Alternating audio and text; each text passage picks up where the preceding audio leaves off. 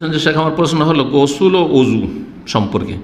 গোসলখানা toilet একসাথে, গোসল করার সময় উলঙ্গ হয়ে আগে পা ধোয়া ছাড়া উজুর নাই, উজু করে গোসল করে মানে পা ধুলেন না, বাকি উজুটা করলেন, গোসল করে পা ধুয়ে নিলে কি উজু হয়ে যাবে? হ্যাঁ, সন্নতি উজু তো বা সন্নতি গোসল তো এইরকমই যে আপনি পুরো উজুর অঙ্গগুলি কী করলেন, ধুইলেন, মাসা করলেন, পাটা বাকি রাখলেন আর তারপরে গোসল করে নিলেন। গোসল টোসল করার পর শেষখানে পা ধুয়ে উঠে গেলেন, একটা তরিকা এটা। আর একটা তরিকা হচ্ছে যে হাদিসে এসেছে যে পুরো উজুটা পা ধোয়া পর্যন্ত করে নিলেন আর তারপরে গোসল করলেন, তারপরে গোসল করলেন।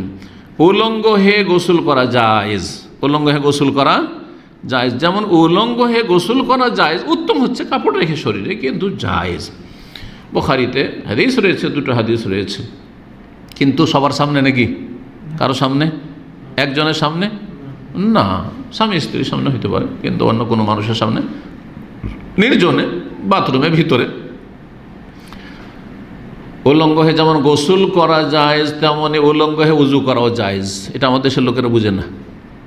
আমাদের দেশের লোকেরা মনে করে যে হাঁটুর উপরে যদি কাপড় উঠে যায় উজুর পরে বা উজু করা অবস্থায়, তাহলে উজু গেল। এই উজু দিয়ে কি সালাত পড়া যাবে? হ্যাঁ, তবে আপনি গোসল করার সময় লজ্জা স্থানে সরাসরি হাত দেবেন না, সরাসরি হাত দেবেন না, জি, স্পর্শ করবেন না।